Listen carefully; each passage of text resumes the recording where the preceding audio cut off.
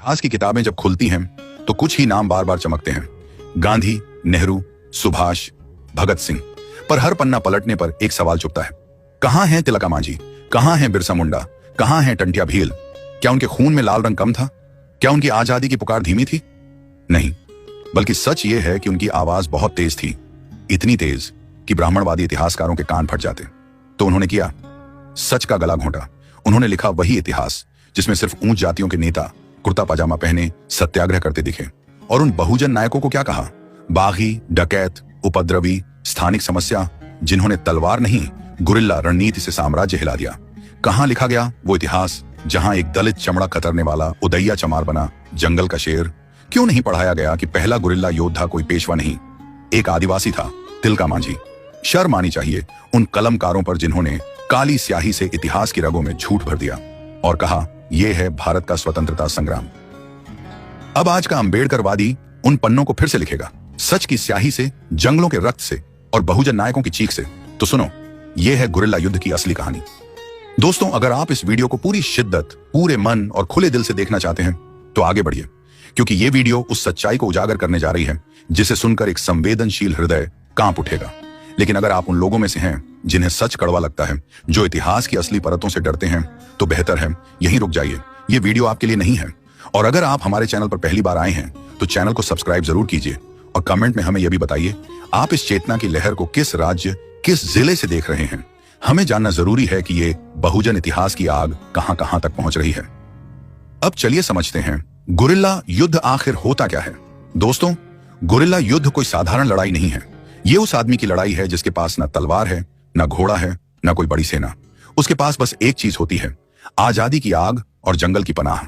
जब कोई सीधा युद्ध नहीं लड़ सकता तो वो दुश्मन पर छिपकर वार करता है, जंगलों में छिपकर हमला करता है, रास्ते काट देता है, उनके हथियार लूट लेता है और दुश्मन को थका थका कर घुटनों पर ले आता है।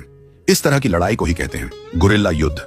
इसमें सैकड़ों लोग नहीं होते, बस कुछ मुट्ठी भर लोग होते हैं, लेकिन उनका हौसला इतना बड़ा होता है कि वो किसी भी बड़ी फौज को नचा सकते हैं।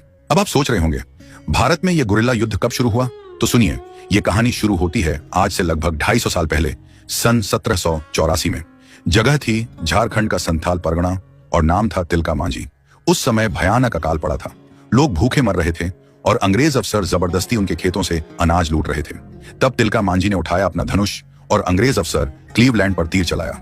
वो लड़ाई मैदान में नहीं हुई थी, वो लड़ी गई थी पहाड़ों, जंगलों और जनता के दिलों से। तिलका मांझी ने 4 साल तक अंग्रेजों से गुरिल्ला लड़ाई लड़ी। वो अचानक हमला करता, फिर जंगल में गायब हो जाता। उसने अंग्रेजों की चौकियां लूटी, उनकी नींदें उड़ा दी। आखिरकार अंग्रेजों ने उसे पकड़ लिया और 4 घोड़ों से बांधकर घसीटते हुए मार डाला। लेकिन उसके मरने से पहले गुरिल्ला युद्ध की चिंगारी पूरे भारत में फैल चुकी थी। अब मैं आपको एक ऐसे योद्धा की कहानी सुनाने जा रहा हूं जिसे आदिवासी समाज भगवान की तरह पूजता है, जिसका नाम सिर्फ इतिहास नहीं, धड़कनों और धरती के कण कण में बसा हुआ है। उनका नाम है भगवान बिरसा मुंडा। भगवान बिरसा मुंडा का जन्म हुआ था सन 1875 में झारखंड के खूंटी जिले के उलीहातू गांव में। वो मुंडा जनजाति से थे, प्रकृति पूजक, जंगल में जीने वाले मेहनती लोग। उनका बचपन गरीबी, संघर्ष और जुल्म के बीच बीता। अंग्रेज सरकार और जमींदारों ने आदिवासियों की जमीनें छीननी शुरू कर दी थी। मिशनरी धर्मांतरण जोर पकड़ रहा था। धरती, धर्म और अस्मिता सब लूटा जा रहा था। लेकिन तभी जंगलों से उठी एक गूंज, अबुआ दिशुम अबुआ राज, यानी हमारा देश, हमारा राज। यह आवाज थी भगवान बिरसा मुंडा की। भगवान बिरसा मुंडा ने कहा, हम अपनी धरती किसी विदेशी को नहीं देंगे, ना अपने देवी देवता छोड़ेंगे, ना अपनी संस्कृति। उन्होंने हजारों आदिवासियों को संगठित किया। ना कोई हथियार, ना कोई तोप, बस जंगलों का ज्ञान और गुरिल्ला युद्ध की चतुराई। उनकी सेना ने अंग्रेजी दफ्तर जलाए, ईसाई मिशन स्कूलों को बंद कराया, जमींदारों के खिलाफ विद्रोह किया। और यह सब हुआ बिना किसी शस्त्र बल, बस जनता के विश्वास और भगवान बिरसा मुंडा की अगुवाई में। अंग्रेज डरे, हिल गए। उन्होंने बिरसा को पकड़ने के लिए इनाम रख दिया। आखिरकार सन 1900 में उन्हें धोखे से पकड़ लिया गया। जेल में उन्हें जहर दे दिया गया। सिर्फ 25 साल की उम्र में भगवान बिरसा मुंडा इस दुनिया से चले गए। लेकिन आज भी झारखंड, बिहार, बंगाल, छत्तीसगढ़ और उड़ीसा में हर घर, हर दिल, हर जंगल में उनका नाम लिया जाता है। लोग कहते हैं धरती आबा अमर रहे, भगवान बिरसा मुंडा की जय। अब सुनिए एक ऐसी कहानी जो अगर आपको आज तक नहीं सुनाई गई तो समझिए कि आपसे इतिहास छुपाया गया। साल था 1855, जगह थी भागलपुर, साहेबगंज, दुमका और बंगाल के संथाल गांव। यहाँ की जमीनें, जंगल और लोग संथाल आदिवासी समाज के थे। ये लोग खेतों में मेहनत करते थे, वन उपज पर जीते थे और प्रकृति के साथ तालमेल में जीवन बिताते थे। लेकिन फिर अंग्रेज आ गए और उनके साथ आए जमींदार, साहूकार, दलाल और अफसर। जमीनें छीनी जाने लगी, ब्याज पर कर्ज दिया गया, फिर कर्ज न चुका पाने पर मजदूर बना दिया गया, लोग गुलाम बना दिए गए अपने ही गांव में। तब दो भाइयों ने फैसला किया, अब बहुत हुआ। उनके नाम थे सिद्धू मुर्मू और कान्हू मुर्मू। इन्होंने कहा, अब हुकूमत हमारी चलेगी, हम किसी जमींदार के गुलाम नहीं हैं। उन्होंने गुरिल्ला अंदाज में संथाल हुल यानी संथाल विद्रोह की शुरुआत की। यह कोई मामूली बगावत नहीं थी। सिद्धू और कान्हू ने 60,000 से ज्यादा आदिवासियों को इकट्ठा किया। उनकी टोलियां उन जंगलों से निकलती, अंग्रेजों की चौकियां तोड़ती, जमींदारों की हवेलियां जलाती और फिर गायब हो जाती। यह विद्रोह था गुरिल्ला युद्ध प्लस जन आंदोलन का सबसे बड़ा उदाहरण। इतिहासकार भी मानते हैं कि सिद्धू कान्हू के नेतृत्व में ब्रिटिश ईस्ट इंडिया कंपनी को उसके सबसे बुरे दिनों का सामना करना पड़ा। अंग्रेजों ने उन्हें मारने के लिए इनाम रखा, जंगलों की घेराबंदी की गई, हजारों संथाल मारे गए, लेकिन सिद्धू और कान्हू आखिरी दम तक लड़ते रहे। आखिरकार उन्हें पकड़ लिया गया। सिद्धू और कान्हू को फांसी दे दी गई, लेकिन वो मरकर भी संथाल समाज की रग रग में बस गए। आज भी हर साल 30 जून को झारखंड और बंगाल में मनाया जाता है हुल दिवस, जो संथाल हुल की याद में होता है। लोग आज भी जयकारा लगाते हैं, सिद्धू कान्हू अमर रहें, हुल जोहार। दोस्तों, अब मैं जिन दो योद्धाओं की बात कर रहा हूं वो झारखंड के पलामू जिले से थे। उनका नाम था नीलांबर और पीतांबर। ये दोनों भाई चित्रपुर गांव के रहने वाले थे और चेरो जनजाति से थे। एक गौरवशाली आदिवासी समाज जिसकी अपनी जमीन, अपनी भाषा और अपनी आजादी की सोच थी। साल था 1857, जब उत्तर भारत से लेकर महाराष्ट्र तक अंग्रेजों के खिलाफ क्रांति की लहर दौड़ रही थी। मंगल पांडे ने बैरकपुर में बगावत की, झांसी की रानी ने लड़ाई छेड़ी और उसी समय झारखंड के जंगलों से नीलांबर और पीतांबर ने गुरिल्ला अंदाज में अंग्रेजी राज को चुनौती दी। उन्होंने पलामू के जंगलों को अपना किला बनाया। उनकी टोलियां रात में निकलती, अंग्रेजी काफिलों पर हमला करती, जमींदारों से छीनकर किसानों में अनाज बांटती और फिर छिप जाती। जंगल की हर छाया उन्हें जानती थी। उनका युद्ध कोई परंपरागत लड़ाई नहीं थी, यह था गुरिल्ला युद्ध, जिसमें अंग्रेज हर बार चौंक जाते थे। नीलांबर और पीतांबर ने अंग्रेजों की नाक में दम कर दिया। आखिरकार अंग्रेजों ने उन्हें पकड़ने के लिए पूरा पलामू छावनी में बदल दिया। एक दिन विश्वासघात हुआ, दोनों भाई गिरफ्तार कर लिए गए और बिना कोई सुनवाई किए उन्हें फांसी पर चढ़ा दिया गया। लेकिन मौत उनके नाम को मिटा नहीं सकी। आज भी पलामू की धरती उन्हें जंगल का शेर कहकर पुकारती है और हर साल 16 जनवरी को लोग उन्हें याद करते हैं। नीलांबर पीतांबर अमर रहें। अब मैं आपको जिस योद्धा की कहानी सुनाने जा रहा हूं वो सिर्फ मध्य प्रदेश के जंगलों का नहीं, बल्कि हर शोषित के दिल का बादशाह था। उसका नाम था टंटिया भील। उसे लोग कहते थे टंटिया मामा, क्योंकि वो लूटता था अमीरों से और बांटता था गरीबों में। टंटिया भील का जन्म हुआ था सन 1854 में मध्य प्रदेश के खंडवा जिले के पास पंधाना नाम के गांव में। वो भील जनजाति से था, एक बहादुर और स्वतंत्र जनजाति जिसे अंग्रेजी शासन बिल्कुल पसंद नहीं करता था। क्यों? क्योंकि भील लोग झुकना नहीं जानते थे। टंटिया ने अपनी आंखों से देखा था कैसे अंग्रेज अफसर और जमींदार भीलों की जमीन छीनते हैं, कर्ज में फंसाकर उन्हें बंधुआ मजदूर बना देते हैं। वो चुप नहीं बैठा, उसने जंगलों को ठिकाना बनाया, अपने जैसे नौजवानों को इकट्ठा किया और शुरू की गुरिल्ला अंदाज में लूट और विद्रोह। टंटिया की टोली रात को निकलती, ट्रेन में चढ़ती, अंग्रेज खजाना लूटती और सुबह सुबह गांव में अनाज और पैसा बांट देती। लोग उसकी राह देखते थे। किसान कहते टंटिया मामा फिर आया था। वो किसी को नहीं मारता था, उसका निशाना सिर्फ शोषण था।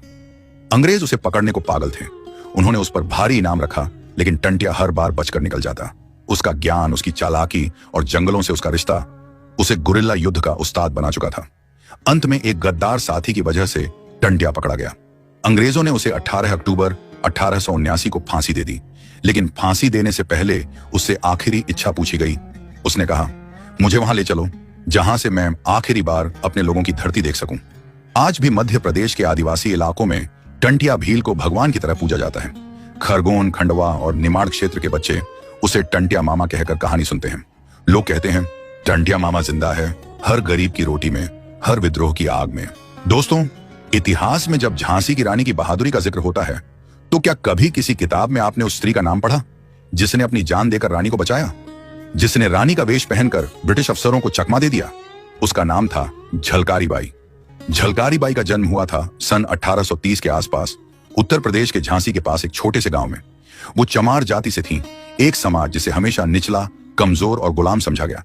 लेकिन झलकारी बाई ने बचपन से ही तलवार चलाना, घुड़सवारी करना और निशाना लगाना सीख लिया था। क्योंकि शोषण के बीच पली थी तो डर नहीं जाना सीखा। जब झांसी की रानी Lakshmibai British East India Company से लड़ रही थी तब झलकारी बाई उनके सैनिक दल में शामिल हुई। धीरे धीरे उन्होंने ऐसा विश्वास और कौशल अर्जित किया कि रानी उन्हें अपनी परछाई मानने लगी। दोनों का चेहरा एक जैसा दिखता था और यही बाद में गुरिल्ला रणनीति का सबसे बड़ा दांव बना। साल था 1857। झांसी का किला अंग्रेजों ने चारों तरफ से घेर लिया था। रानी को किसी तरह से बचकर बाहर निकलना था। तब झलकारी बाई ने वो किया जो इतिहास के पन्नों में सोने से लिखा जाना चाहिए था। उन्होंने रानी का वेश पहना, किले से बाहर निकलकर सीधे ब्रिटिश कैंप में घुस गई। ब्रिटिश अफसरों को लगा कि यही रानी है। उन्होंने तुरंत किला खाली कराया और अपनी पूरी फौज उस पर झोंक दी। इधर असली रानी लक्ष्मीबाई इस मौके का फायदा उठाकर किले से सुरक्षित निकल गई। झलकारी बाई पकड़ी गई, लेकिन उन्होंने रानी का नाम तक नहीं बताया। इतिहास कहता है कि ब्रिटिश अफसर भी उसकी बहादुरी देखकर थर्रा गए। कुछ कहते हैं उसे फांसी दी गई, कुछ कहते हैं युद्ध में वीर गति को प्राप्त हुई। लेकिन एक बात पक्की है, झलकारी बाई ने गुरिल्ला बुद्धि, साहस और त्याग तीनों का ऐसा उदाहरण पेश किया जो आज भी बहुजन बेटियों के लिए प्रतिरोध का प्रतीक बन चुका है। आज झांसी में झलकारी बाई की मूर्ति है। उनके नाम पर स्कूल, हॉस्पिटल और कॉलोनियां हैं, लेकिन उनके नाम को आज भी इतिहास की मुख्य धारा से दूर रखा गया है। क्यों? क्योंकि वो एक दलित महिला थी और इतिहासकारों को ऐसे नामों से तकलीफ होती है। लेकिन हम कहेंगे, बार बार कहेंगे, झलकारी बाई अमर रहे। दलित समाज की शान जिंदा रहे। हर बहुजन बेटी के भीतर झलकारी जिंदा रहे। दोस्तों, अब आप सुनने जा रहे हैं एक ऐसे बहुजन योद्धा की कहानी जिसका नाम ना किसी पाठ्य पुस्तक में है, ना किसी सरकारी मंच पर लिखा गया है, लेकिन जिनका साहस, गुरिल्ला रणनीति और प्रतिशोध की ज्वाला इतनी प्रचंड थी कि अंग्रेज अफसर भी कांप उठे थे। उदया चमार, एक ऐसा नाम जो झारखंड उड़ीसा की सीमा पर लोग आज भी श्रद्धा से लेते हैं। वो एक चर्मकार परिवार से थे। चमड़ा पकाने वाले, सबसे नीची मानी जाने वाली जाति। वो ना पढ़े लिखे थे, ना उनके पास कोई सेना थी, लेकिन उनके पास था आत्मसम्मान, अपनों के लिए आक्रोश और जंगलों का सहारा। कहानी तब की है जब एक जमींदार ने उदैया की बहन पर जुल्म किया। गांव के ठाकुरों और अंग्रेज अफसरों ने उन्हें इंसाफ देने की बजाय चुप रहने को कहा, लेकिन उदैया चुप नहीं रहा। उसने जंगलों की शरण ली। वहीं से उसने अपनी छोटी सी टोली बनाई। गांव के दलित, आदिवासी, किसान सब उसकी टोली में जुड़ते गए। उदैया ने गुरिल्ला अंदाज में लड़ाई छेड़ी। जमींदारों के गोदाम लूटे, अंग्रेज चौकियां फूंकी, अफसरों के काफिलों पर अचानक हमला किया और फिर जंगल में गायब हो गया। उसका नाम सुनकर जमींदार दिन में दरवाजे बंद रखने लगे। उदैया किसी को मारता नहीं था, बशर्ते वो अत्याचारी ना हो। उसका लक्ष्य था अन्याय का अंत। अंग्रेजी सरकार ने कई बार उसे पकड़ने की कोशिश की, इनाम रखे, जासूस भेजे, लेकिन हर बार उदैया जंगलों में ओझल हो जाता। लोगों ने उसे बाकी बाबा कहना शुरू कर दिया। अंत में कुछ धोखेबाज गांव वालों के जरिए उसे पकड़ लिया गया। कहा जाता है कि अंग्रेजों ने उसे रात के अंधेरे में गुप्त रूप से फांसी दे दी। कोई न्यायालय नहीं, कोई सुनवाई नहीं, बस एक आवाज को, एक प्रतिरोध को चुपचाप खत्म करने की कोशिश की गई। लेकिन वो आवाज कहां मरी? आज भी झारखंड और उड़ीसा के कई गांवों में लोग अपने बच्चों को कहानियां सुनाते हैं। उदैया मरे नहीं, वो पेड़ पेड़ में छिपे हैं। जहां अन्याय होगा वहीं से आवाज देंगे। हमारे लिए उदैया चमार सिर्फ एक व्यक्ति नहीं है, वो बहुजन प्रतिरोध की जीती जागती मिसाल है। हम कहते हैं, उदैया चमार अमर रहे, दलित क्रांति अमर रहे, गुरिल्ला विद्रोह की ज्वाला बुझने न पाए। दोस्तों, जब हम योद्धाओं की बात करते हैं तो अक्सर पुरुषों के नाम गिनाते हैं, लेकिन आज मैं आपको एक बहुजन महिला योद्धा की कहानी सुनाऊंगा जो तलवार नहीं, जागरूकता और गुरिल्ला रणनीति से अंग्रेजी अफसरों की नींव हिला गई। उनका नाम था दुर्गा मांझी। दुर्गा मांझी उड़ीसा के कालाहांडी जिले की रहने वाली थी।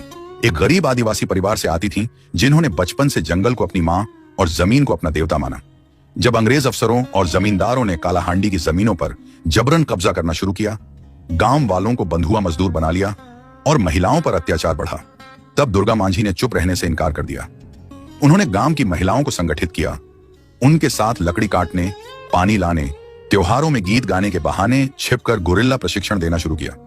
धीरे धीरे यह टोली एक जंगल आधारित प्रतिरोध सेना में बदल गई। उनका तरीका बिल्कुल अलग था। ना कोई शोर, ना कोई खुला युद्ध, बस चुपचाप योजनाबद्ध हमले। अफसरों की फाइलें जला देना, जमींदारों के रसद पर हमला करना, रात को सरकारी चौकियों के पास मशाल फेंक कर डर फैलाना और महिलाओं को सुरक्षा देना।